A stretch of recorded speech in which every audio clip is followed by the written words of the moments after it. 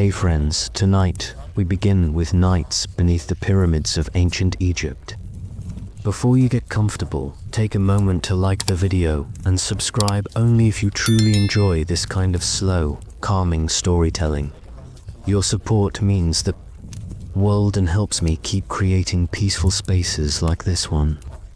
Tell me now in the comments where you're watching from and what time it is for you right now. I love seeing how this little quiet corner of the internet brings together people from all over the world.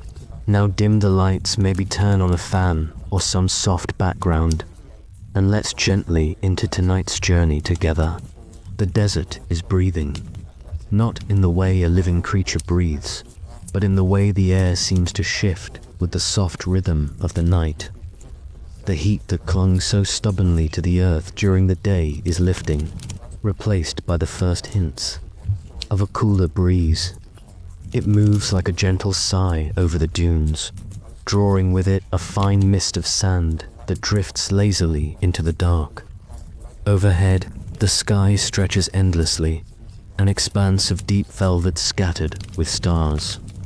They are not the faint, flickering points of light seen in crowded modern cities. Here, they are bright and sharp, glowing like small shards of silver hammered into the blackness. Some seem almost close enough to touch.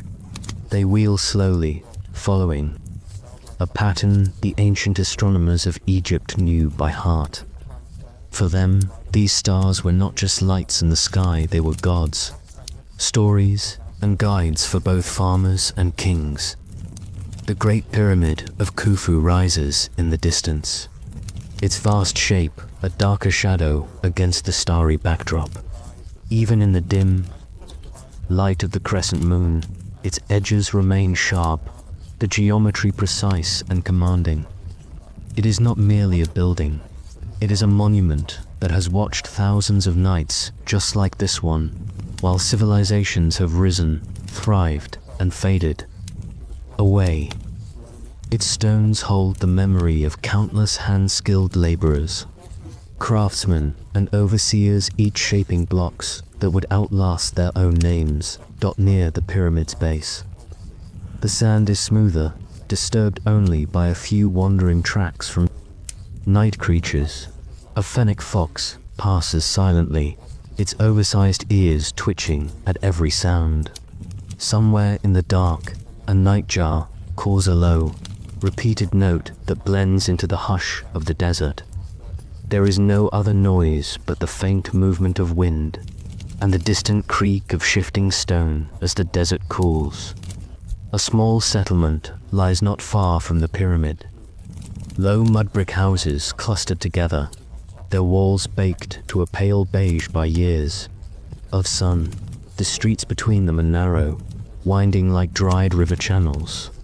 Lamps glow faintly from within, their light spilling in warm puddles through small doorways. The oil lamps here burn with wicks made from twisted flax, and their scent faintly nutty from the castor oil mixers, with the earthy smell of mud brick.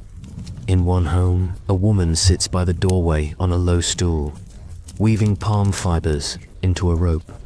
Her fingers work automatically, practiced from years of making cords for household use. Inside, her children are already asleep on reed mats, their small forms covered with light linen sheets to keep away the night air. A clay jar of cool water stands near the wall, sealed with a wad of linen to keep out dust and insects. The settlement is quiet at this hour. Most people have retreated indoors, away from the chill that seeps in after sunset. But the village is not entirely still. At the far end, near a date palm grove, two men sit on a mat beside a small brazier. They roast chickpeas, the sharp crackle of their skins breaking in the heat. They speak in low tones about the next day's work weather. The overseer will assign them to move stone from the quarry or to repair a wall damaged by a sudden sandstorm last week. Their conversation drifts and pauses, often, their words unhurried, matching the pace of the night itself. From the edge of the settlement, the land slopes gently toward the Nile. At night, the river is almost invisible except for the faint shimmer of starlight on its surface. The air here is cooler, touched by moisture. The faint croak of frogs comes from the reeds, and now and then a fish leaps, breaking the water's surface with a soft splash. Beyond the river's far bank lies fertile farmland, stretching into the dark. Even without seeing it, you can imagine the tall stalks of barley and emmer wheat standing in silent rows, the lifeblood of Egypt's people. Back near the pyramid, a small shrine stands open to the night sky. It is made from limestone, its walls smooth and pale, the surface faintly reflecting the moonlight. Inside, the faint glow of a single oil lamp illuminates a carved figurine image of Osiris, lord of the underworld, painted in faded green and black pigments. Someone has left offerings at the base of the statue: a bowl of dates, a few lotus flowers, and a small loaf of bread shaped like a bird. The bread is slightly stale, suggesting it was left earlier that day. Offerings are rarely removed immediately. They are left for the gods until nature or time takes them away. A priest in a simple linen kilt moves quietly inside the shrine. He checks the lamp, ensuring it will burn through the night. His movements are deliberate, almost ritualistic. The air smells faintly of frankincense, sweet and resinous. He murmurs a short prayer, not loudly enough for the words to carry beyond the doorway. Then he steps back, hands clasped in front of him, and stares at the pyramid for a long moment before returning to his small, sleeping chamber at the rear of the shrine. Farther from the river, where the sand stretches unbroken toward the horizon, the desert night deepens. The moonlight catches the edges of the dunes, creating smooth shadows and soft curves. The desert seems endless, but for those who know its ways, it is filled with subtle signs. A track left by a snake earlier in the evening, the shallow depression where a scarab beetle has rolled a ball of dung to bury its eggs, the shifting grains that whisper of wind's passage. Near the base of the pyramid, a single guard walks his patrol. His spear rests against his shoulder, and a small bronze dagger hangs at his waist. He walks slowly, not because of fatigue, but because speed is unnecessary here. His job is to watch, not to chase. He passes by the shadowed bulk of the Sphinx, its face half lit by moonlight, the details softened by centuries of erosion. The guard glances up briefly, as if acknowledging its silent watch before continuing on his path. Somewhere in the dark beyond, a caravan of traders is making camp. They have traveled from the eastern deserts, bringing with them bundles of incense, sacks of copper ore, and baskets of dried figs. Their camels kneel in the sand, long necks folding gracefully as they rest. The traders themselves sit in a circle, their fire a small flicker barely visible from the pyramid. They share flat bread and salted fish, speaking in a mixture of dialects from different corners of the region. For them, the pyramid is not a mystery or a tourist. Sight it is a landmark, a marker on their route as familiar as the stars above. The night deepens further, the stars wheeling slowly overhead. In this stillness, time feels different. Minutes stretch like hours. The pyramid does not move, does not change, simply is, a constant presence beneath the eternal sky. Around it, life continues quietly, the slow breath of the river, the crackle of a brazier, the whisper of sand against stone. You take another look at the settlement, the shrine, the vast expanse of desert, and the dark silhouette of the pyramid. The night here is not empty. It is full of small, quiet moments, each woven into the larger tapestry of ancient Egypt's life. And as the air cools and the moon dips lower, you can feel the deep, unhurried rhythm of a civilization that measures time not by hours, but by centuries. The hours after midnight are the quietest in the desert. Even the air feels slower, the earlier breeze settling into stillness. The sands cool further, releasing the last of the day's stored heat. A fine crust forms on the surface of the dunes, the grains faintly damp with dew drawn from the night air, from the riverbank. A thin mist begins to rise, moving like pale ribbons that twist and fade in the moonlight. The water itself seems almost black now, its gentle current making no sound that reaches the ear. The reeds sway only when something passes through them, perhaps a heron moving silently in search of a fish, or a small crocodile slipping back into the deeper channel. In the settlement, most households are deeply asleep. A dog stirs near one doorway, raising its head briefly to sniff at the air before curling back into a tighter ball. Inside, on low wooden chests pushed against the walls, clay jars and woven baskets hold food supplies, barley for bread, lentils, figs, and dried fish salted weeks ago. A faint smell of smoke clings to the walls from the cooking earlier in the evening. One house still shows light. A midwife sits on the floor, her hair wrapped in a plain linen scarf. Beside her, a young woman leans against a folded blanket, her face drawn with pain. Her labor has stretched into the night, and the midwife's calm voice murmurs words of encouragement. A small lamp burns steadily on a low stool, the wick trimmed so it gives just enough light to see by. Outside, a young boy waits near the doorway, his head nodding as he struggles to stay awake, ready to fetch water from the jar if called. Farther down the street, a man wakes and slips outside quietly so as not to disturb his family. He carries a small basket, the faint jingle of metal inside marking it as the tools of his trader: copper chisel, a stone mallet, a thin-bladed knife. By day he works carving blocks in the quarry, but tonight he is shaping a small limestone figurine. He sits in the moonlight beside his doorway, the stone braced between his knees, his hands working with practiced care. Tiny chips fall into the sand at his feet.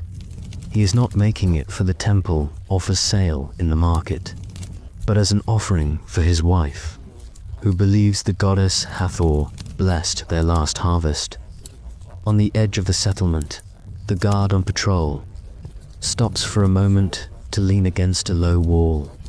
He gazes toward the horizon, where the desert meets the sky in a seamless line.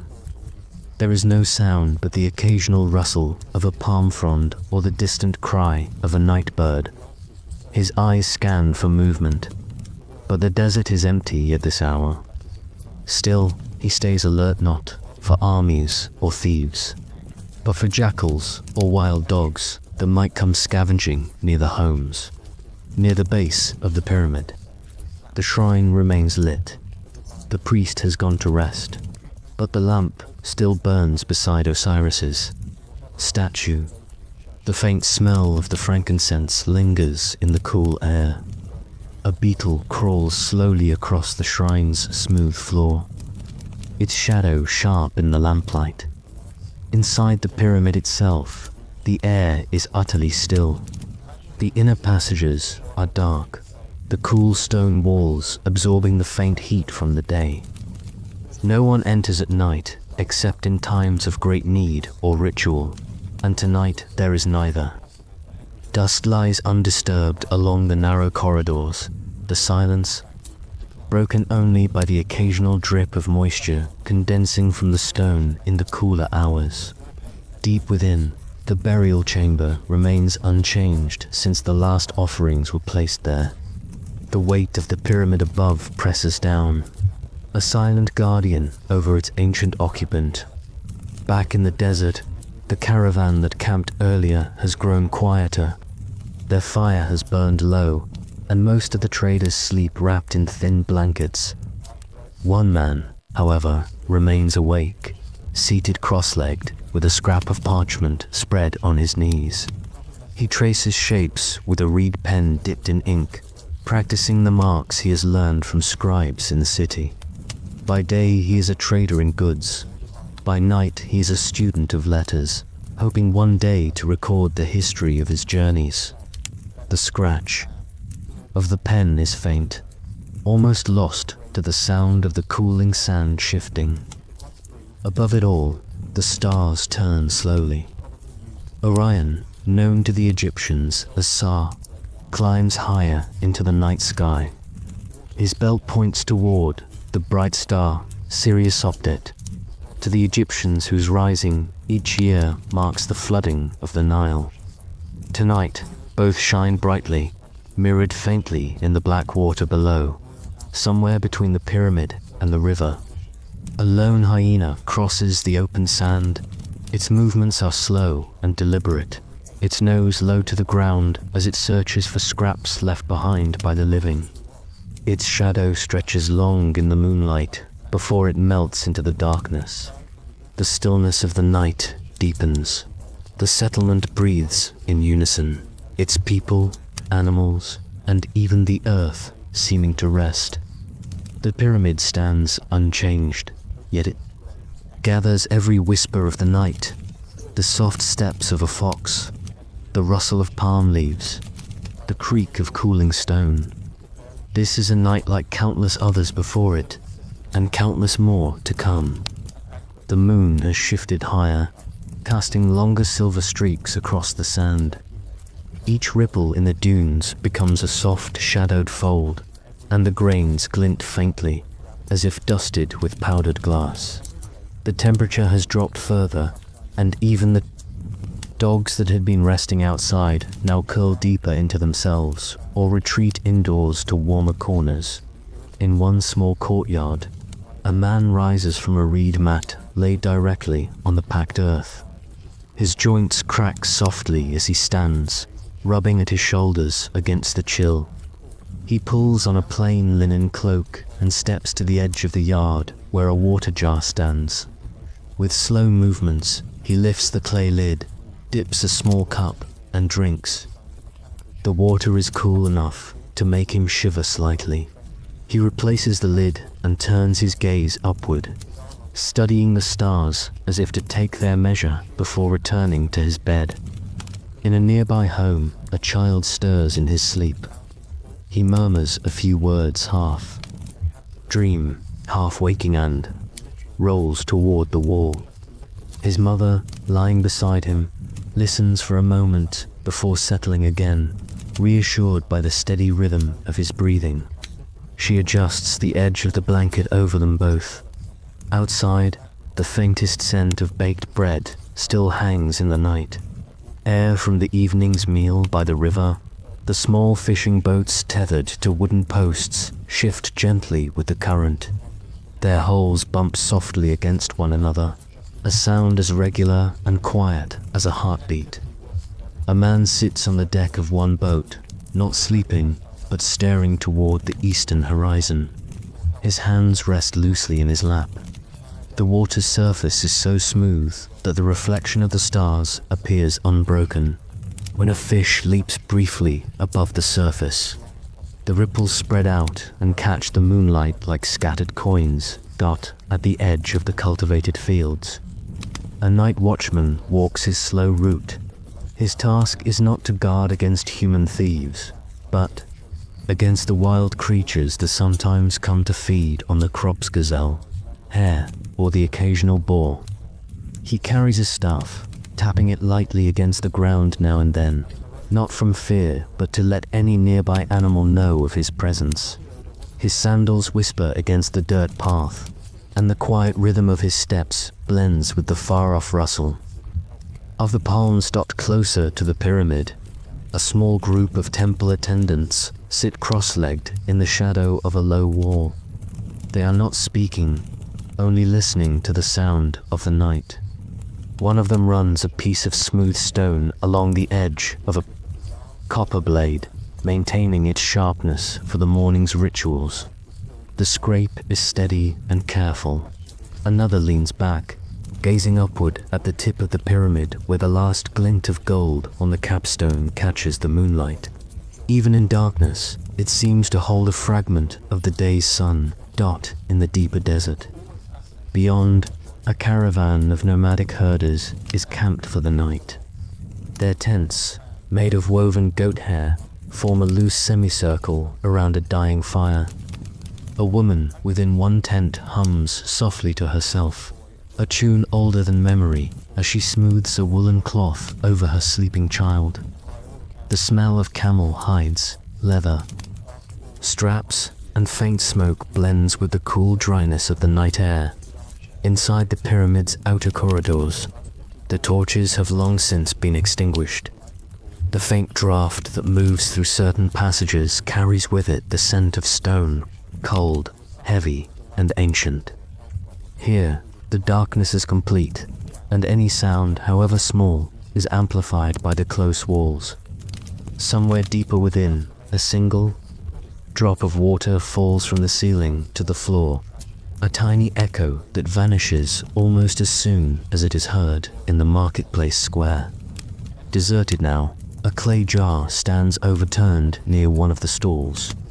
Its owner, in the haste of closing for the evening, had not noticed. A thin trail of grain spills onto the ground, and two small mice are making the most of their fortune.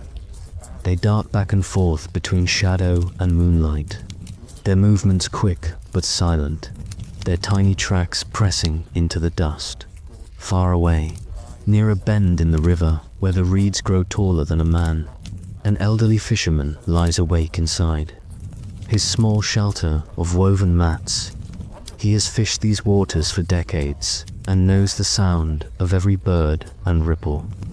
Tonight, he listens to something differente, slow creak of wood far down the river, the sign of a boat moving under the cover of night. He does not rise to investigate. The Nile is always carrying someone somewhere. Back in the settlement, the midwife's work is nearly done. The baby, wrapped in a thin cloth, lies beside the mother, whose eyes are heavy with exhaustion. The midwife checks the infant's breathing, then stirs the coals in the small brazier to warm the water for washing. Outside, the boy who had been waiting has fallen asleep, leaning against the doorway, his head resting on his knees. The stars overhead burn brightly in the absence of cloud or wind. Constellations that will still be here thousands of years from now look down upon a night that is, in its own way, eternal. The pyramid stands silent. The river flows, and the desert holds its secrets in the silver glow of the moon. A cold breath of wind moves across the riverbank, lifting a faint curtain of sand from the surface of the ground. It swirls around the base of the date palms before vanishing into the stillness again. The night holds a deep patience, as if time itself moves more slowly here. In a low stone house near the temple, an elderly scribe sits at a wooden table lit only by the glow of a single oil lamp. His reed pen scratches faintly across a sheet of papyrus, the ink dark and wet in the lamplight. He pauses now and then, tilting his head to listen not to any danger, but to the distant, muffled noises of the sleeping settlement. Satisfied, he dips his pen again and continues writing, his letters neat and deliberate. The air in the room smells faintly of soot from the lamp and the bitter temps of the ink. A short walk away, two temple guards stand at their post by the main entrance. They are wrapped in heavy linen cloaks, their spears resting upright beside them. One leans against the wall, blinking slowly to stay awake. The other quietly sharpens the point of his spearhead with a small stone, the rasp of metal on stone barely audible. Overhead, The faint silhouette of an owl passes silently across the stars, down by the shoreline. A man tends to a small fishing net. Though most have retired to their homes, he works on repairing the delicate mesh by hand so it will be ready for the morning. He threads the twine through each gap with slow, practiced movements. A jar of river water sits beside him, catching the moonlight, and now and then he stops to drink. The cool night air wraps around him, carrying the faint scent of the river and the mud along its banks.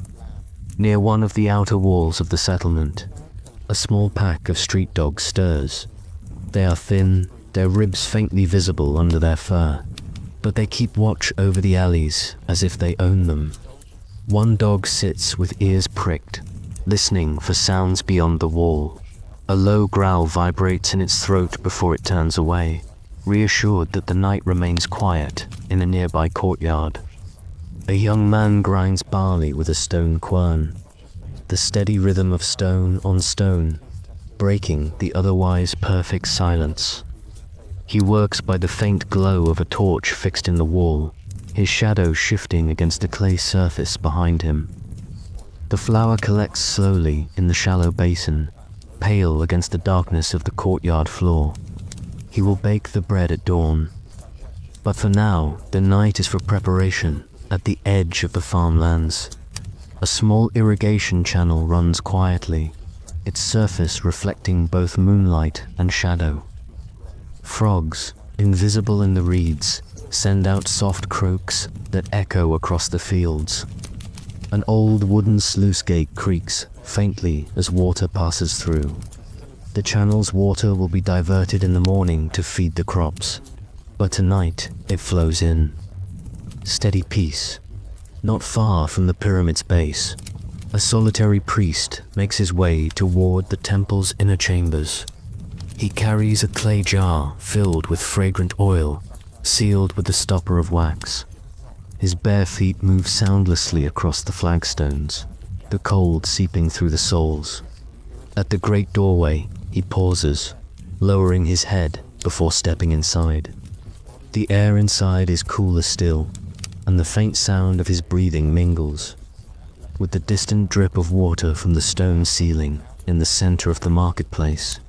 The tall wooden posts that once held shades during the day stand bare against the sky. They cast thin, spidery shadows on the ground under the moon. The stalls are closed, but here and there, a stray basket or bundle has been left behind, forgotten. In the evening's haste, somewhere in the darkness, a rat scurries from one pile of goods to another, its claws making the faintest scraping sound on the packed earth dot further out. Beyond the settled lands, a group of travelers makes camp in the shelter of a rocky outcrop. Their camels kneel on the sand, breathing slow and steady. A small fire glows at the center of their circle, casting flickering shadows on the rocks. The men speak in low voices, their words carried only a short distance before the wind scatters them. Above, the constellations trace their slow journey westward, the same patterns the travelers have followed for generations. The pyramid itself looms like a mountain of shadow, its sharp edges softened by the dim light. From its highest point, the gold of the capstone catches the last glimmer of the moon, as if holding it in place. No voices disturb the stillness, hear only the occasional whisper of sand sliding down the base where the wind has touched it. By the water's edge, a heron stands motionless, its long neck curved like a question mark. It watches the river with patient eyes, waiting for the faintest movement beneath the surface. When a fish darts close, the heron strikes, the sound no louder than a reed snapping in the breeze. It swallows its catch and resumes its silent vigil. Back in the settlement, a woman wakes briefly to adjust the blanket over her sleeping child. She listens for a moment to the faint breathing beside her, then turns to face the wall again. Outside her home, the shadows remain undisturbed, and the night stretches on in its slow, unbroken rhythm. The desert beyond lies untouched, the sand, smooth and unmarked except for the tracks of a single fox moving away from the settlement. Its paws press lightly into the sand, and its tail leaves a faint trail behind. With each step, it becomes more a part of the vast, silent landscape until it disappears entirely into the night. In these hours, the world holds its breath. The people sleep, the river flows, and the stones of the pyramid keep their ancient watch beneath the endless sky. The night in ancient Egypt does not end abruptly. It drifts, lingering in the spaces between breath and thought. The river remains a silver ribbon under the moonlight, calm yet alive with quiet movement. Its surface trembles where a faint breeze passes, creating ripples that catch the reflection of the stars before dissolving into the darkness again. Along the riverbank, the scent of damp earth is rich, and the coolness of the air feels heavier than it did at sunset, as though the world itself has settled into rest. A small skiff drifts slowly toward the shore, its oars making only the gentlest splashes. The man rowing wears a plain linen tunic, the fabric loose around his shoulders.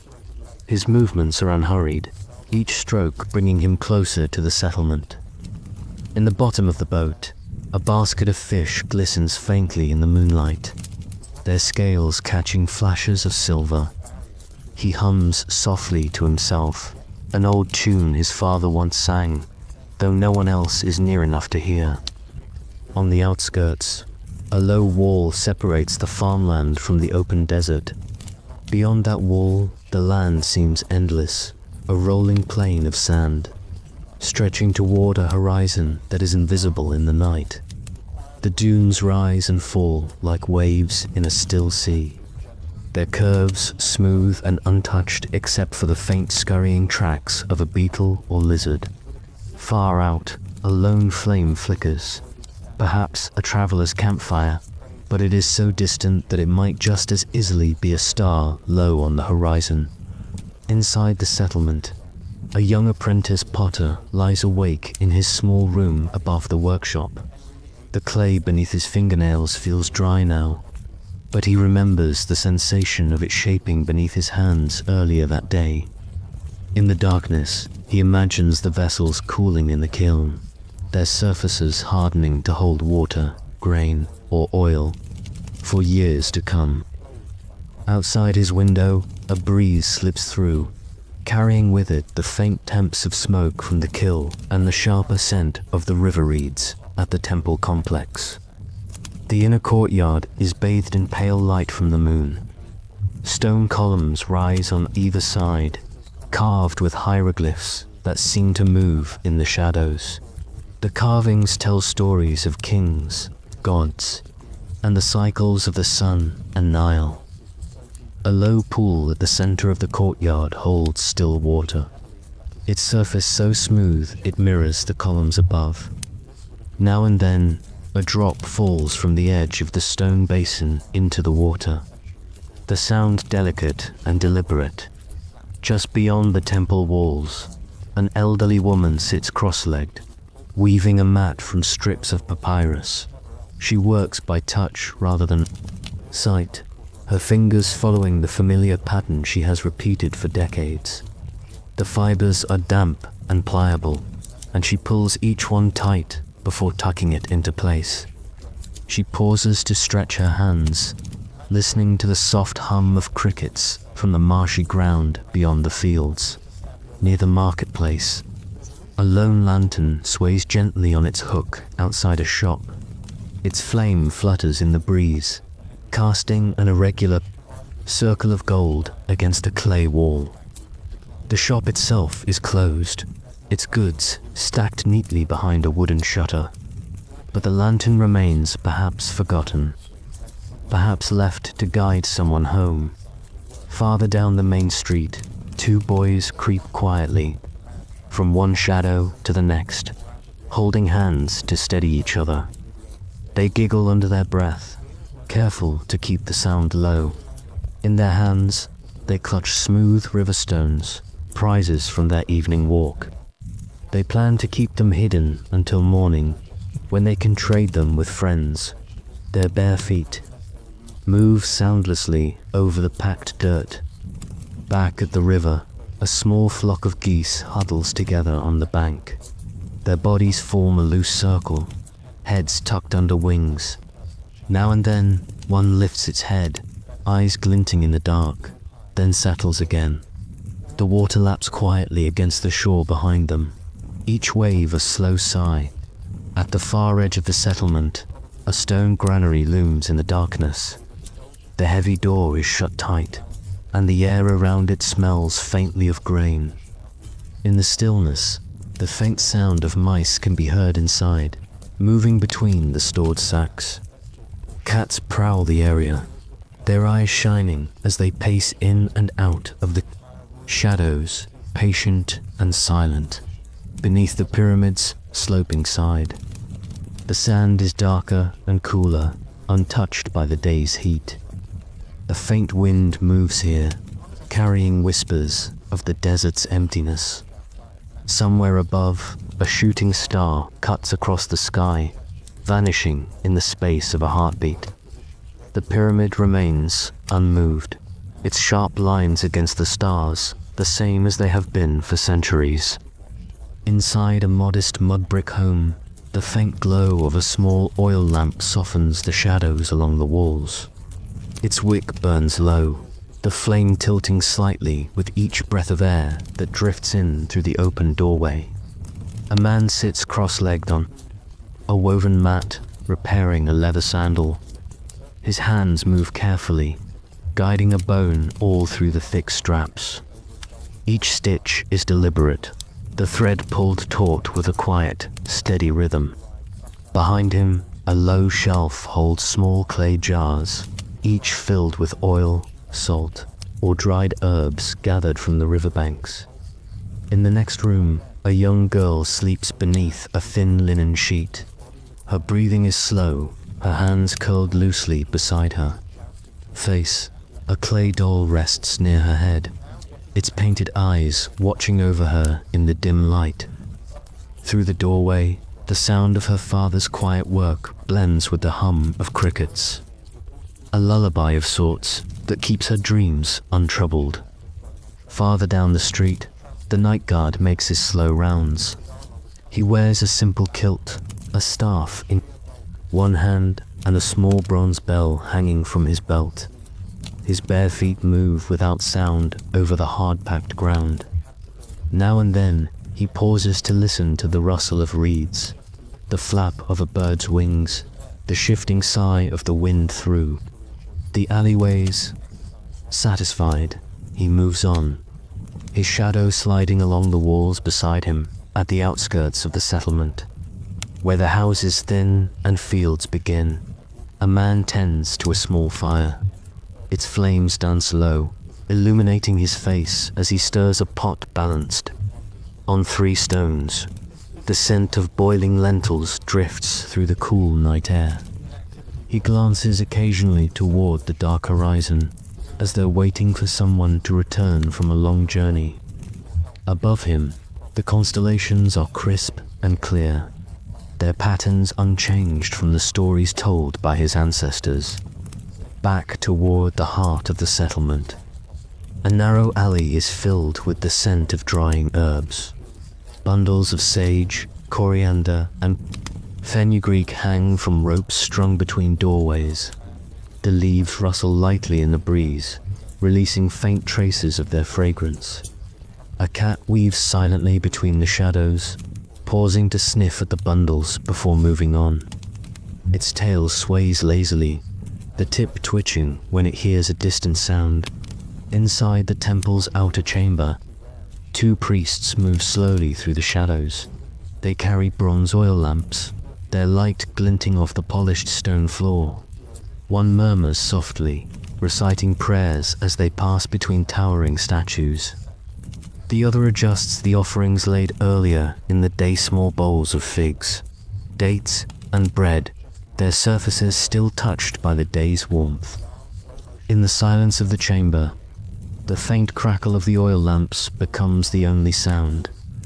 A short walk from the temple stands a cluster of workshops. In one, a bronzesmith is still awake, his forge extinguished for the night, but his hands busy polishing a half-finished amulet. The metal gleams in the moonlight as he rubs it with a cloth, tracing each curve and edge with care.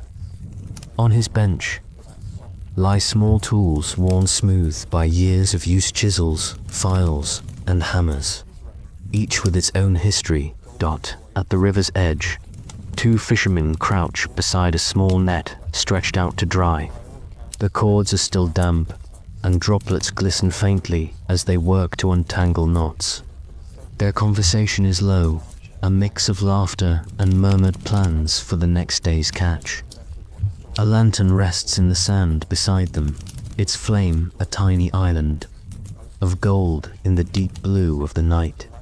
The river behind them shifts gently, carrying the faint scent of lotus flowers from farther upstream in the fields beyond the settlement. Water channels cut through the dark earth. They glimmer faintly under the moon, guiding the eye toward the irrigation basins where water is stored. The night air here is still, broken only by the occasional croak of a frog or the soft buzz of night insects. A farmer, too restless to sleep, walks slowly along the channel's edge. He pauses now and then to touch the water, reassured by its steady flow, and far, far out in the desert, the air is colder. The sand is pale under the moonlight, stretching endlessly in all directions. Here, there is no sound but the whisper of wind against stone. A solitary traveler moves in the distance, leading a camel whose long shadow trails behind. The pyramid looms closer now, its vast shape cutting sharply against the sky, an unchanging witness to the passing of countless nights just like this one. Near the market square, the night has settled into a deep, unhurried stillness. The stalls busy during the day now stand in neat rows of shadow. Woven baskets lie empty on their sides, the smell of earlier trade lingering faintly in the air. Dried fish, dates.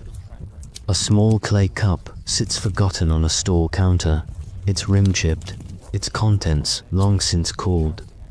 The breeze moves gently between the rows, lifting the edges of linen awnings so they flutter with the sound of soft sighs. On the edge of the square, an elderly woman sits on a low stool just outside her doorway. She hums to herself, the tune, slow and repetitive, something she has known since childhood. In her lap, she shells a small bowl of chickpeas, her fingers working by habit alone. Now and then she glances toward the street, her eyes following the slow passage of a night guard, but she does not call out. The shells drop softly into another bowl at her feet, the sound blending into the quiet of the hour. Farther down, in a narrow side street, a young man feeds a small clay oven. The soft orange light from within spills onto the dust at his feet, painting his hands gold as he works. He is baking bread for the morning flat rounds of dough that puff gently as they touch the heat. The smell drifts into the street, warm and comforting, curling into the night air like a memory of the day yet to come. In the shadows of another lane, two boys play a quiet game of knucklebones, using small sheep bones smoothed by use. They toss them into the dust, catching them quickly before they scatter too far. Their laughter is low, not loud enough to wake the sleepers inside nearby homes. One of them pockets his winnings, a simple string bracelet, and grins in the dim light. Not far from here, a scribe works by the glow of a single oil lamp. His reed pen moves steadily across a sheet of papyrus, the ink dark and precise. He pauses now and then to dip the pen into the ink jar, the tip making a faint scratching sound against the rim. His other hand smooths the papyrus, ensuring no crease interrupts the flow of his work.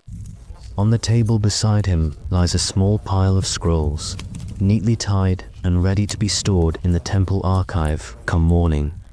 Across the settlement, a small family gathers on the flat roof of their home. The heat of the day has long faded, and the open night sky feels cool and vast above them. They lie on mats, pointing at constellations and telling stories in hushed voices. The father traces the outline of Orion with his finger, explaining the myths passed down from his own parents. The children listen quietly, their eyes following the stars until their lids grow heavy, closer to the river. The sound of water lapping against the stone embankment is constant and steady. A lone fisherman sits with his legs dangling over the edge, his net resting beside him. He watches the water without much intention of casting again tonight. He is there more for the peace than the catch. The moonlight ripples across the surface, bending and breaking with every small movement of the current dot. In a small courtyard garden, a clay jar stands beneath a slow drip of water from an irrigation spout. The sound is soft and repetitive, like the ticking of a distant clock. Nearby, a fig tree casts its shadow along the wall, its leaves still and dark. A pair of doves sleeps in its branches, their feathers puffed up against the night's chill. The temple complex, now silent except for the faint rustle of linen banners and the breeze, holds a sense of watchful stillness. The massive stone pillars are pale in the moonlight, their carved hieroglyphs catching faint shadows. Within, in the sanctuary, the sacred statue rests behind closed doors, unseen but honored.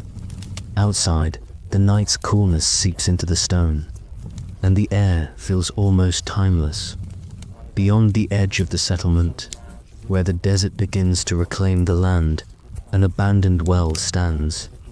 Its rope is frayed, the bucket missing, yet the stones around it are smooth from countless hands over generations. The wind here is sharper, carrying the scent of sand rather than river water.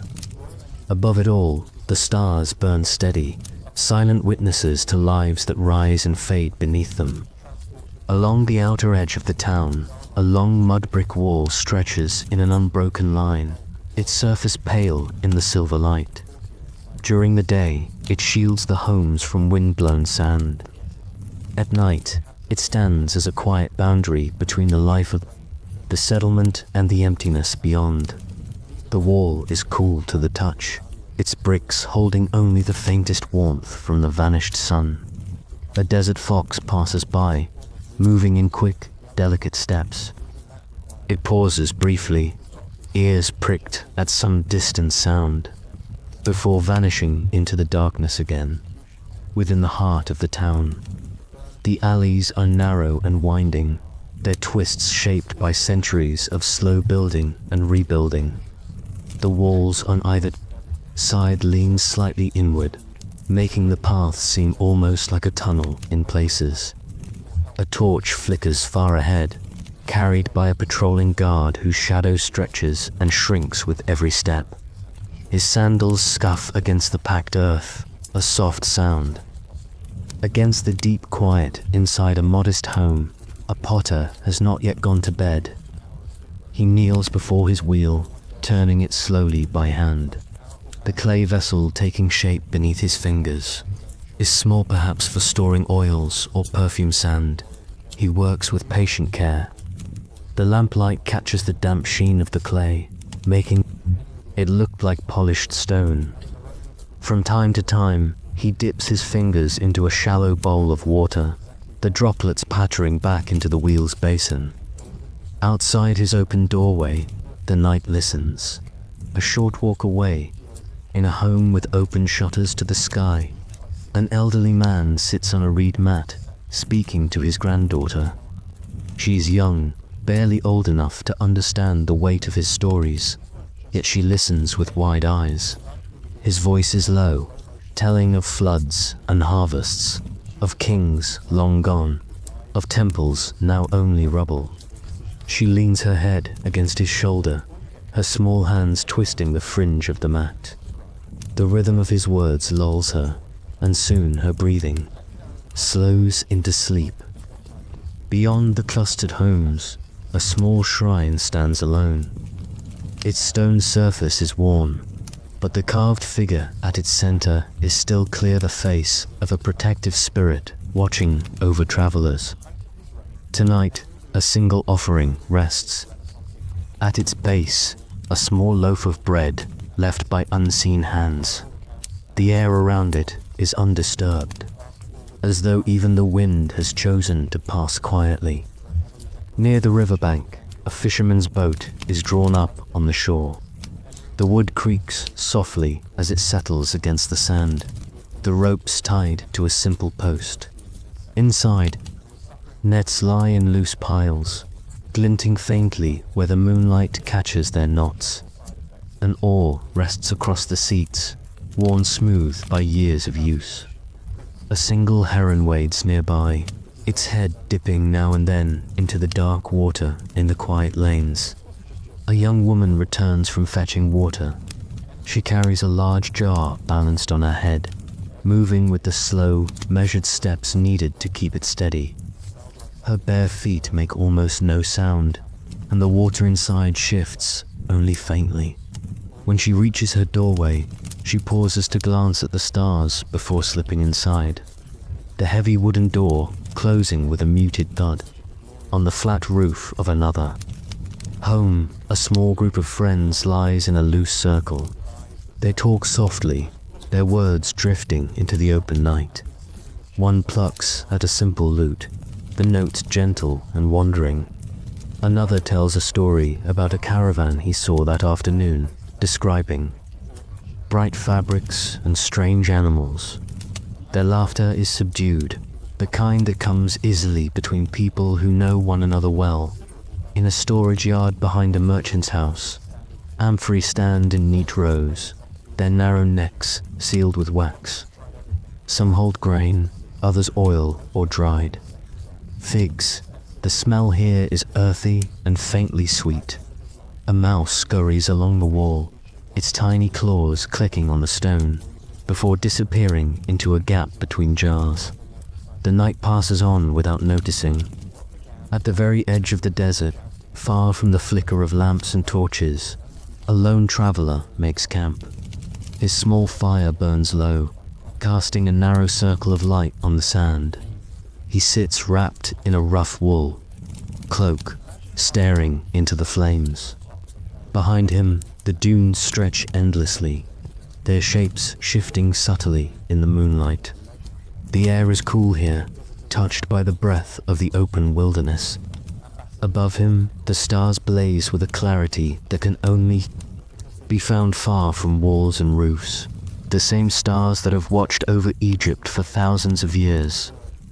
The first stirrings of the deeper night bring with them a change in the air. Along the river, the breeze grows softer, warmer, almost carrying the faint scent of lotus blossoms from gardens hidden behind tall walls. The moon has climbed higher now, and its pale reflection dances on the Nile's slow-moving surface. The river seems half asleep itself, flowing steadily but without urgency. A great and ancient being in no hurry to reach the sea dot at the quay. A cluster of small boats is tied together, their hulls rocking gently as the water shifts. The ropes creak against wooden posts, and somewhere in the tangle of shadows, the faint sound of dripping water can be heard, perhaps from a jar accidentally left uncovered. A cat moves silently along the edge of the dock, its tail swaying, eyes catching the moonlight in brief flashes. In the distance, the faint outline of a temple rises against the sky. Even at night, it holds its quiet authority, its columns standing like guardians, each one carved with symbols that seem to shimmer faintly in the pale light. Somewhere inside, a lamp still burns in the priest's quarters, casting a narrow golden glow through a slit in the wall. The scent of incense drifts out, thin and ghost-like, vanishing quickly into the cool air. On a wide stretch of riverbank, a small family sits around the remains of their evening fire. The flames are almost gone now, leaving only a bed of glowing embers. The father leans forward, using a stick to shift the coals into a tighter mound, while the mother hums a slow tune under her breath, her voice low and even. Their child rests between them, curled under a woven blanket, eyes half closed. The sound of the mother's voice mingles with the far-off lapping of water. A lullaby older than memory, dot further into the town. The marketplace is entirely still. By day, this is the busiest part of the settlement, filled with voices, scents, and movement. But now, the stalls are dark and shuttered, their wares hidden beneath cloth covers or locked away in baskets.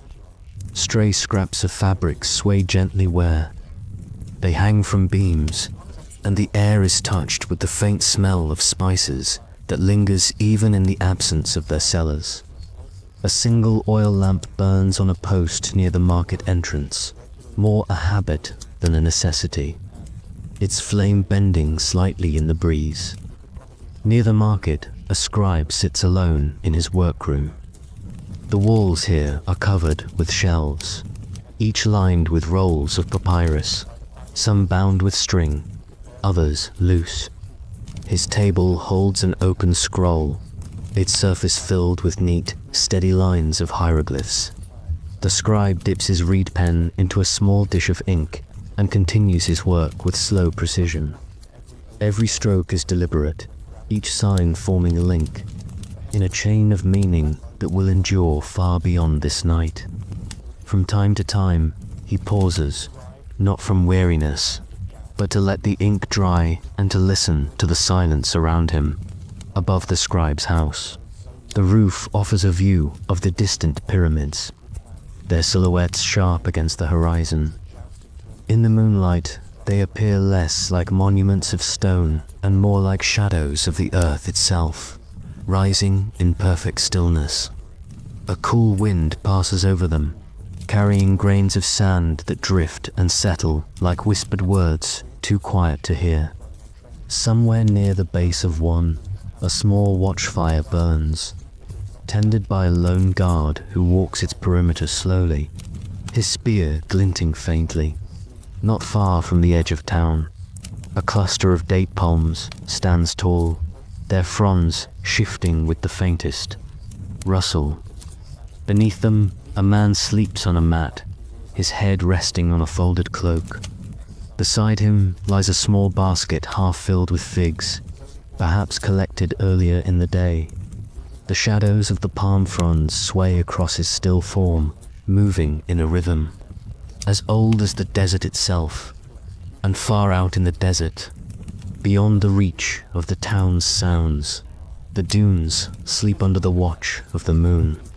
The curves of sand rise and fall like frozen waves, and in the low places between them, cooler air gathers. A lone beetle moves slowly across the surface, leaving a thin trail in its wake. Above, the constellations wheel steadily, marking the passage of time in their own unhurried way. The night deepens, and the voices of the day seem like a memory already fading.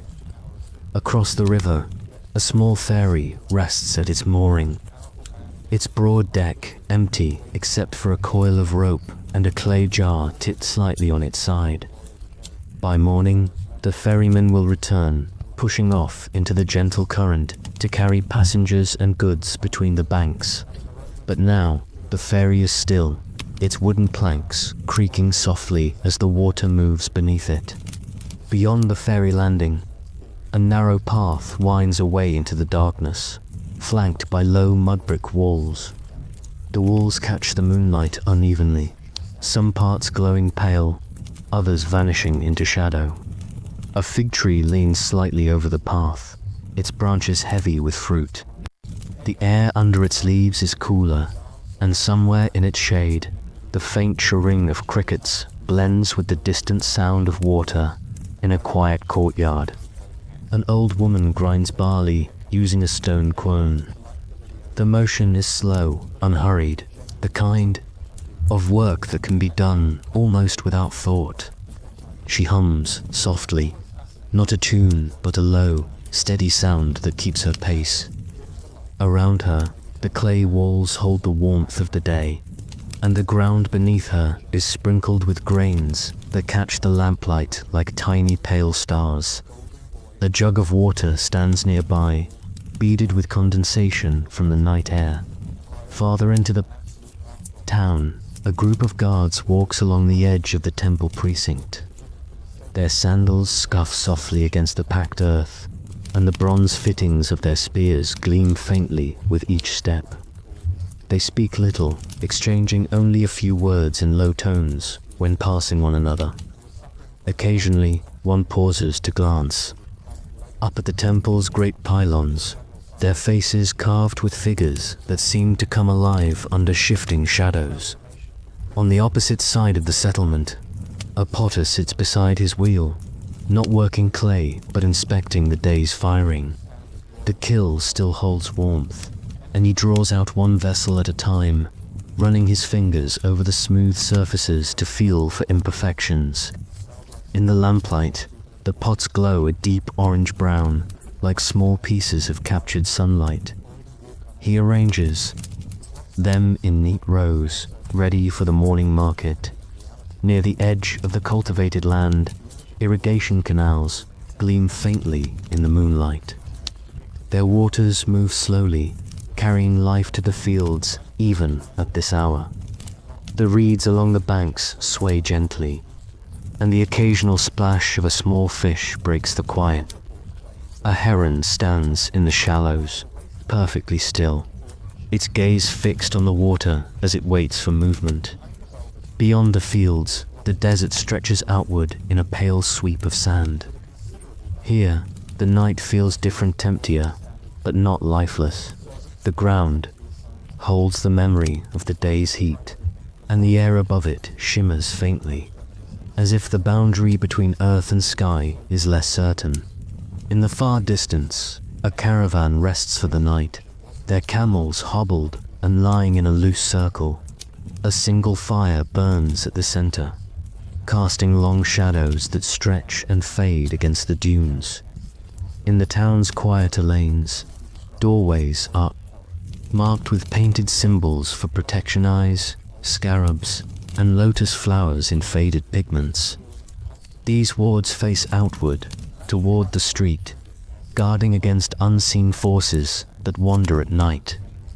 The lamps above them have been extinguished, and the alleys are dark except for the silver cast of moonlight spilling in from above. Inside one such home, a young apprentice lies awake, staring at the ceiling beams. His master sleeps in the next room, his breathing slow and steady. The boy's hands are stained with ink from the day's work, and he traces imaginary shapes in the air, recalling the forms of the hieroglyphs he copied. The scent of drying papyrus lingers, mingled with the faint smell of smoke from the hearth. Outside, the night passes on, indifferent to his wakefulness, and high above it all, the stars hold their quiet dominion. In this place, far from the cold winters of other lands, the constellations shine with a steady brilliance, their light unbroken by clouds. The same patterns that guided the first builders of the pyramids still mark the sky, and in their slow, unchanging rhythm lies a reminder that the night here is as ancient as the land itself.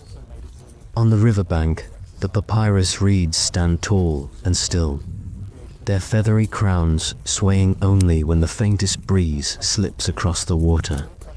A small wooden skiff, pulled up onto the sand, rests on its side. Its hull bears the marks of long use scratches. From shallow crossings, stains from years of hauling nets and baskets. The smell of the river lingers in the damp wood, a mix of silt and life, deep and earthy, just beyond. A fisherman sits on a low stool, mending his net by the light of a clay lamp. His fingers work carefully, knot by knot, drawing the thin cords. Through with practiced ease, the fire in the lamp flickers, casting shifting shadows that move over his weathered face. Each time he pulls the thread taut, the net quivers slightly, like a living thing. He works slowly, without hurry, knowing the task must be done before the next day's catch. In the heart of the settlement, the night market has wound down. Stalls are covered with cloths to protect the goods from dew, and the smells of spices, bread, and roasted meat have begun to fade. A pair of cats slink between the tables, their eyes catching the moonlight in quick, green glints. Somewhere in the shadows, a rat darts away, vanishing between two baskets. The cats follow silently, their paws making no sound on the packed earth. Near the temple entrance, a small group of priests steps out into the cool air after a long evening of chanting. They carry bundles of herbs and jars of fragrant oil, their white linen robes moving softly in the breeze. They pause briefly to look toward the river, where the moonlight glimmers like polished silver. One of them tilts his head slightly, listening not to any human voice, but to the soft chorus of insects and the distant lap of water against stone. Further along the road, a traveler stops at a wayside shrine.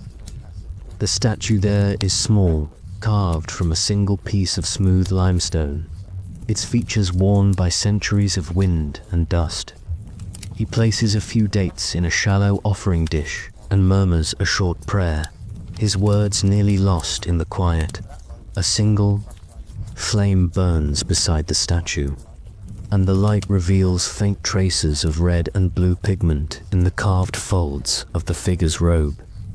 In a house at the edge of the town, a pot of lentil stew simmers slowly over low embers. The air is warm and scented with cumin, coriander, and garlic. The woman tending it moves with unhurried care, stirring occasionally and lifting the lid to let the steam escape. She hums softly, the tune different from that of the old woman grinding. Barley earlier in the night, higher lighter, almost like a lullaby. Outside her window, the shapes of palm trees sway against the deep blue sky.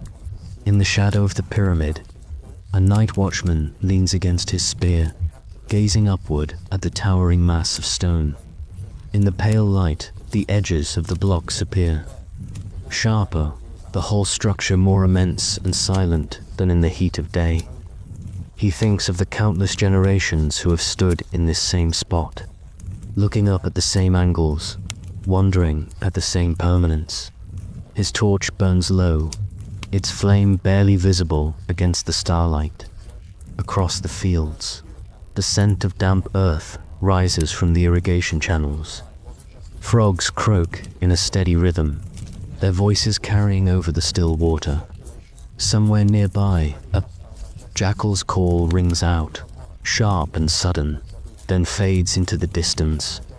The sound is neither threatening nor alarming, it is simply part of the night. As ordinary as the whisper of reeds in the wind, in a narrow workshop, a scribe finishes his last line of the day. He sets down the reed pen, stretches his fingers, and blows gently on the ink to dry it. The scroll before him is long, its columns neatly aligned, the hieroglyphs precise and deliberate. He rolls it carefully and ties it with a cord before placing it into a wooden chest. The oil lamp on the table gutters slightly, and he takes this as a sign to sleep. Above it all, the sky remains vast and unbroken. The Milky Way stretches from one horizon to the other, its countless stars forming a soft, luminous band. The air is so clear that even the faintest points of light seem to hang closer to the earth. The constellations have been here longer than the pyramids, longer than the river's course, longer than any name given to them. And as the night continues, they keep their patient watch over the land. Near the northern edge of the village, an elderly man sits on a low wall, his cane resting against his knee. His eyes are half closed, not in sleep but in quiet thought. He listens to the sounds of the night, the far-off splash of a fish in the river, the muted creak of a boat's ropes, the soft shuffle of someone passing in the darkness. He has lived long enough to know each sound and what it means. In the courtyard beside him, a jar of water stands uncovered to cool in the night. Air. The clay vessel sweats lightly, droplets forming on its surface before sliding down to darken the ground beneath it. A faint smell of wet earth rises from it, mixing with the sharper scent of crushed mint leaves floating inside. It is for the morning, when the air will be hot and the water will taste fresh. Along the temple wall, shadows of carved hieroglyphs shift with the flicker of a single torch. The stone figures seem almost alive as the light dances over them. The falcon god, stretching his wings, the seated scribe with his scroll, the procession of priests offering bread and lotus flowers. Each shadow is slightly distorted, stretched by the uneven surface of the ancient blocks. A young girl hurries along the path, carrying a bundle of rushes for the fire. Her bare feet make almost no sound on the packed earth. She glances up now, and then at the bright moon, her small face lit silver in its glow. At the doorway of her home, her mother greets her with a smile and takes the bundle. The scent of fresh river plants filling the room as they are laid beside the hearth. Beyond the cluster of houses, a wide open stretch of field lies under the stars. The wheat is young, its tips still green, bending slightly under the weight of dew. The irrigation channels glisten faintly, narrow threads of silver winding through the land. Somewhere at the far end, a faint torchlight moves slowly, marking the passage of a watchman making his round by the riverside. A lone boatman rests on the deck of his moored vessel. He lies on his back, arms folded behind his head, looking upward into the dark. The faint creak of wood beneath him is steady, like a slow heartbeat. The smell of tar and rope hangs in the air. Occasionally, a night bird cries, its voice echoing. Across the open water, inside one of the larger houses, a weaving loom stands silent. A half-finished cloth drapes over it, the fine threads catching a glint of lamplight. The air smells faintly of wool and flax. On a nearby table, spindles of dyed thread rest neatly in a raw red from madder root, blue from indigo, and yellow from safflower. The colors look deep and rich in the soft light, though tomorrow's sun will make them brighter still. A pair of travelers approaches the village gate, leading their donkeys slowly. The animals' hooves strike softly against the dirt, and there, bells tinkle in the quiet. The travelers speak in low voices, their words carrying the weariness of a long day's journey. A gatekeeper opens the wooden door just enough to let them pass, his torch illuminating their faces for only a moment before the night swallows them again. At the far edge of the settlement, a small shrine stands alone beneath a fig tree. The branches above it rustle gently, and the leaves cast moving patterns on the whitewashed walls. A clay figure sits inside, surrounded by offering small loaves of bread, a cup of milk, and a scattering of dates. The air here feels cooler, as though the tree's shadow holds a touch of the river breeze. As the night deepens, the sounds of the village grow fewer. The flicker of torches fades one by one. The scent of wood smoke becomes fainter as the last cooking fires are covered with ash. In the stillness, the steady rhythm of the river becomes clearer, as if the water itself is speaking. The moon begins its slow descent toward the horizon, and the stars seem to sharpen in its absence, bright and endless over the land. In the cool hours before dawn, the village lies wrapped in silence. A thin veil of mist rises from the river, curling slowly through the palm trees, softening the edges of every shadow.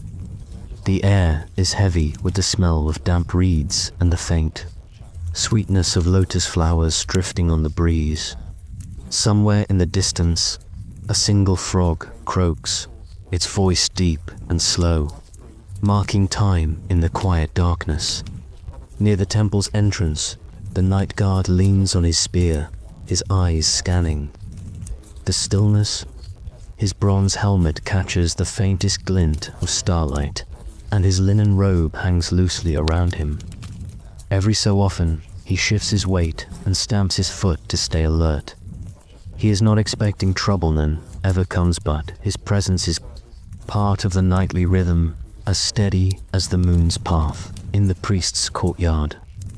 Oil lamps glow faintly, their flames protected from the wind by clay shields. A young acolyte sits cross-legged, polishing a copper basin until it gleams in the flickering light. He hums softly to himself, a tune so old he cannot remember when he first learned it.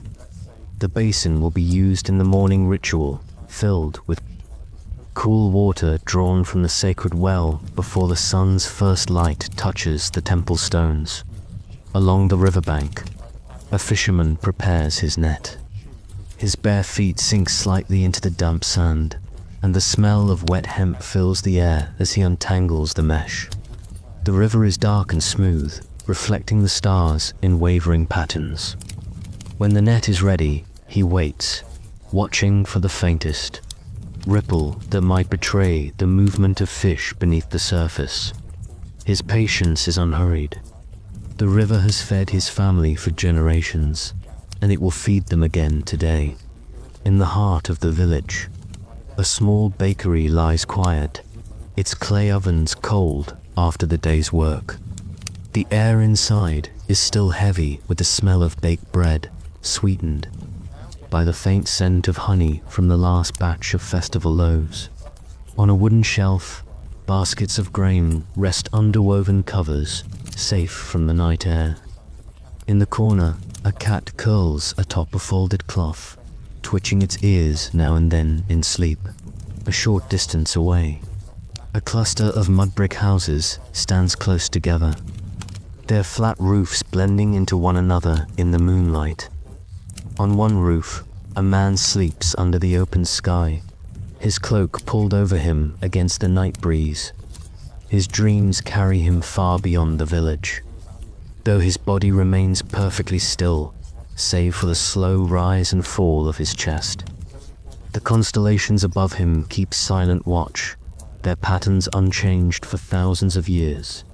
At the edge of the fields, an irrigation channel murmurs softly, its water gliding toward the crops. The banks aligned with reeds, their thin stalks whispering in the wind. A night bird flits low across the water, its shadow rippling on the surface before vanishing into the dark. The sound of the channel joins with the river's voice, creating a gentle, endless rhythm. In a shadowed alley between two houses, a potter's wheel sits still, its last spin long since stopped. The smell of clay lingers in the air, along with the faint tang of ash from the kiln. A row of finished jars rests along the wall, each one smooth and rounded, waiting for the morning sun to harden their painted patterns. Some bear simple lines, others depict tiny scenes of river reeds, lotus blossoms, or geese in flight. Down by the docks, a group of boatmen lie sleeping on woven mats. Their oars are stacked neatly beside them, the wood worn smooth by countless journeys. The faint slap of water against the hulls is the only sound here, except for the occasional creak of rope against wood. Above, the mast tops sway gently against the backdrop of a dark sky. Far beyond the settlement, the pyramids rise in the distance, their edges softened by the night air. Even in darkness, they hold a quiet authority, their vast shapes immovable.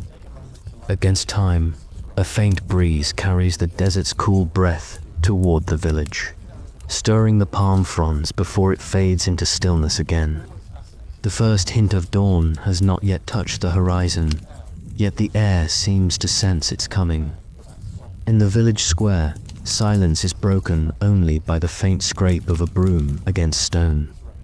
An elderly woman sweeps the walkway before her home, her back bent but her motions steady. Each stroke gathers small piles of sand and dried leaves carried in during the night. She hums as she works, the sound low and rhythmic, like the murmur of the river. Inside one of the larger homes, the head of the household sits at a low table, sharpening a bronze blade with slow, even strokes. The tool is not for battle, but for harvesting reeds later that day. The whetstone makes a soft, rasping sound, a steady counterpoint to the deep quiet that fills the room. Behind him, a clay jar of beer rests on the floor, its surface cool in the night air. At the temple storehouse, a young apprentice works by lamplight, recording the quantities of grain, oil, and incense. He dips his reed pen into a pot of dark ink, then makes careful marks on a sheet of papyrus. Each tally is precise. His teacher has warned him that mistakes in the records are mistakes in the temple's offerings. The smell of ink mixes with the faint aroma of cedar from the shelves that hold the stored goods. A short walk away, the scribe's workshop lies in stillness. Scrolls are neatly stacked in woven baskets, their ends marked with colored threads to show their subjects. On the long wooden table, a half-finished letter rests beside a pot of ink, as though the writer had paused mid-thought and stepped away. The faint scratch of mice comes from behind a stack of scrolls, but the creatures are more interested in stray crumbs than precious papyrus. Near the edge of the village, a shepherd keeps watch over his small flock. The sheep are quiet, their bodies pressed together for warmth. The man sits on a low store, his cloak wrapped tightly around him, eyes scanning the horizon for the first trace of morning. His dog lies at his feet, ears flicking at the sound of distant insects in the reeds. Across the river, a low mist clings to the surface, broken only where a crocodile's eyes break the waterline. It drifts silently, moving with the current, its movements so slow they seem almost still. The fisherman on the opposite bank notices, but he is not alarmed. He knows the creature will pass without coming close. Along the main road leading to the village, a caravan from a distant settlement approaches in the faint starlight. The donkeys walk slowly, their hooves crunching softly on the packed earth. Each carries woven baskets filled with dates and jars of honey, covered with cloth, to keep out dust. The traders walk alongside, speaking little, conserving their breath for the long journey. Closer to the temple, a priest performs a quiet prayer before the shrine, his voice low and even. The words are ancient, passed down unchanged for generations. His hands rise and fall in measured gestures, and the gold on his collar glimmers faintly in the lamplight. The smell of burning myrrh curls upward in thin streams, fading into the high shadows of the chamber. Farther down, at the boatyard, a craftsman inspects a newly repaired hull. He runs his hand along the wood, checking for smoothness, then dips a brush into a jar of pitch to seal the seams. The smell is strong and earthy, clinging to his hands. When he is satisfied, he sits on a bench and wipes the sweat from his brow, even though the night is cool. Beyond the village, the desert remains still and vast, its dunes silvered under the moonlight. The silence here is so deep that the faint rustle of shifting sand sounds almost loud. The pyramids rise from this stillness, their massive forms untouched by wind or time. The sky above them holds the last deep blue of night, waiting for the first pale streaks of day. In a narrow alley near the market, the first signs of waking life are faint but steady.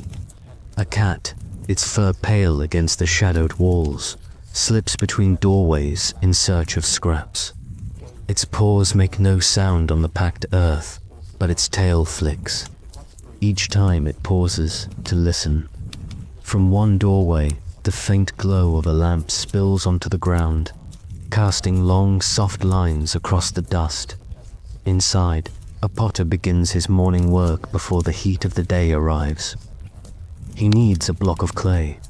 With slow, deliberate pressure, his fingers leaving faint ridges in the surface. Beside him, rows of vessels wait to be fired, some for holding oil, others for storing grain. A few are already painted with simple red designs, spirals, lotus flowers, and tiny birds. The air is heavy with the scent of damp earth. Across the village, near the temple gardens, a gardener tends to the irrigation channels.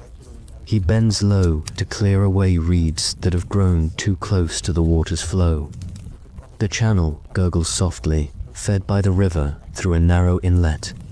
A small wooden gate controls the current, and the man adjusts it with care, making sure each plot receives just enough water. His sandals are damp from the morning's work, but he moves with the patience of someone who has done this every day for years. Closer to the riverbank, a group of fishermen prepare their nets. They work in near silence, save for the soft slap of rope against wood as they untangle knots. One man repairs a tear with a bone needle, threading and pulling until the mesh is firm again. Their boats rest half in the water, swaying gently with the current. A faint mist still hangs above the river's surface, catching what little light the stars still give. Not far away, a baker lights his clay oven. He feeds it small pieces of wood, coaxing the fire to life. The scent of smoke begins to drift into the still air, carrying with it the promise of warm bread. A large wooden trough holds dough covered with linen, resting until the oven is ready. From the roof above, a small owl watches him work, unblinking, before finally taking flight toward the palm trees at the village's edge. In the scribe's quarters, a single candle burns beside a low writing table. The scribe leans over a fresh sheet of papyrus, the reed pen in his hand moving steadily. He writes the account of a trade made the day before 3 baskets of figs for a length of linen cloth. His handwriting is neat, the symbols balanced and clear. Every so often, he pauses to dip the pen in ink, then resumes without breaking his rhythm. Down by the docks, a young boy waits for his father's boat to return from the opposite shore. He crouches at the edge, watching the ripples move across the water. The sounds here are quiet. The creak of ropes, the faint clink of pottery from nearby cargo. A cool breeze drifts over the water, carrying with it the smell of wet reeds and distant smoke. At the far end of the road, the caravan that arrived in the night begins to unload its goods. Traders unfasten the woven coverings from their baskets, revealing dates, lentils, and small jars sealed with wax. The goods are stacked neatly on mats, ready for the day's exchanges. One trader leans against a post, rubbing his eyes from the long journey. Another sits on a crate, peeling a fig with slow care. The fruit's sweetness, a small reward for the miles walked by the outer walls. The guard on night watch makes his final round before being relieved. His spear rests against his shoulder, and his sandals leave shallow prints in the dust. He glances toward the desert often, though nothing stirs there except the faint shifting of sand. As he turns back toward the village, the first bird calls of morning begin to break the silence, and, far beyond all of this, where the desert meets the river's green edge, the pyramids stand unmoved. Their sides, though worn by centuries, still catch the faintest light from the stars above. To the people of the village, they are simply part of the world, constant, silent, and eternal. To the traveler seeing them for the first time, they are impossibly vast, their scale hard to grasp. Soon the sun will rise and their golden faces will shine, but for now, they remain in the quiet blue shadow of night. The first pale ribbon of dawn begins to stretch across the eastern horizon, soft and faint, as if reluctant to disturb the night. The stars, which only hours ago burned brightly, now fade slowly, one by one. Above the palm groves, the sky shifts from deep indigo to the palest shade of grey-blue. A cool breeze carries with it the last whispers of the night air before the day's heat begins to press in. In the quiet courtyard of a home near the market, an elderly woman stirs from her sleep. She wraps a linen shawl over her shoulders and steps outside, her feet bare against the smooth, worn stone. She walks to a small altar set into the wall and lights a pinch of incense, the smoke curling upward in delicate spirals. She whispers a short prayer, more a habit than a formal ritual, before turning to begin the day's first tasks. In the temple's inner chambers, the priests are already moving. They carry small lamps to light the way through corridors lined with painted walls. Each image on the plaster, though faded, tells a story. The journey of the sun across the sky, the gods guiding the dead to the afterlife, the offerings of grain, oil, and wine. The flickering light from the lamps makes the figures seem alive for just a moment, as if the stories might step down from the walls and continue in the quiet air. Outside, the village begins to hum with soft activity. The potter's wheel turns, slowly as he shapes a jar, his hands steady and practiced. Across the lane, a weaver sits at her loom, drawing threads through with rhythmic patience. The sound of the shuttle tapping against the frame is soft but constant, blending with the gentle cooing of doves roosting above Dot. Near the riverbank, a fisherman pushes his small boat into the water. The surface ripples gently as he steps aboard, guiding it with a single, or his net lies folded at his feet, ready for the morning's catch. Further along the shore, a pair of boys wade into the shallows, their laughter carrying faintly across the water as they search for small shells. The scent of baking bread drifts through the air, carried by the breeze from the baker's oven. The first loaves, their crusts just beginning to brown, are placed on a woven mat to cool. A young girl, perhaps no older than 7, waits nearby with a small basket. She shifts from foot to foot impatiently, eager to take the bread home while it is still warm on the road leading to the outer fields. The caravan that arrived under cover of darkness is now fully unpacked. The traders call softly to one another, arranging goods for the day's market. Brightly colored beads catch the early light, glinting like small jewels against the dust. The smell of dried herbs, thyme, coriander, and mint mingles with the sharper scent of goat cheese wrapped in palm leaves. As the sun's first true rays touch the tops of the pyramids, they glow a soft gold, their ancient faces catching the light as they have for countless mornings. The shadows at their base are still deep, cool, and silent. Around them, The desert remains unchanged, vast, empty, and waiting. The people of the village do not stop to marvel at the sight. They have seen it every day of their lives. But for the traveler, standing at the edge of the fields, it is a moment that seems almost unreal. The scale of the pyramids is overwhelming, their symmetry perfect, their age beyond comprehension. The traveler takes a slow breath, the cool air mixing with the faint scent of the river, and simply watches as the light grows brighter. By now, the sounds of the day are growing. The call of the herdsman urging his goats toward pasture, the scrape of stone against wood as stalls are opened, the steady thud of grain being pounded in a mortar.